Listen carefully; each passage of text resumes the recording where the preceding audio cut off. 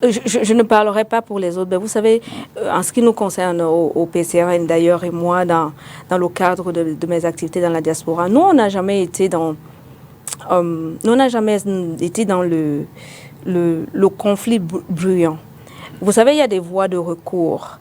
Je me rappelle quand il y a eu le grand dialogue national, on nous a convoqués à l'ambassade et c'est d'ailleurs comme ça qu'à l'ambassade, il commence à remarquer cette dame-là qui était très dure. J'ai été très dure avec l'ambassadeur par rapport au service qu'on avait au niveau de l'ambassade, notamment on n'inscrit pas les gens à Washington et d'ailleurs je le dis à la télé, il faudrait qu'on puisse, les CAM puissent, parce qu'un grand pays comme les États-Unis, c'est quand même dommage qu'on ne puisse pas inscrire les gens sur les listes électorales et le moment venu, on va dire, la diaspora américaine ne vote pas. Pour voter, il faut pouvoir s'inscrire sur les listes électorales.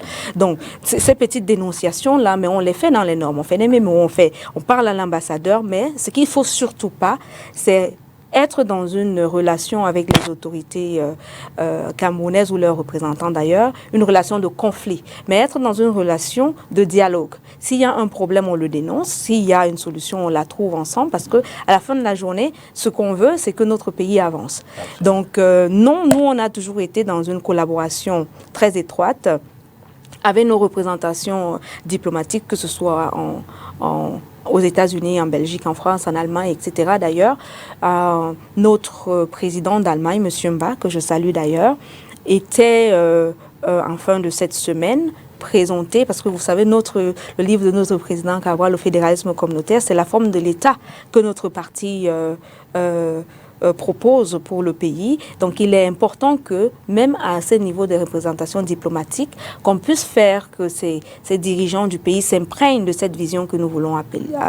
Donc, il a rencontré l'ambassadeur et son staff pour leur offrir ce livre et pour qu'ils s'en imprègnent. C'est pour dire que nous sommes dans une dynamique constructive, nous sommes dans une dynamique de collaboration, tout en dénonçant ce qui ne marche pas.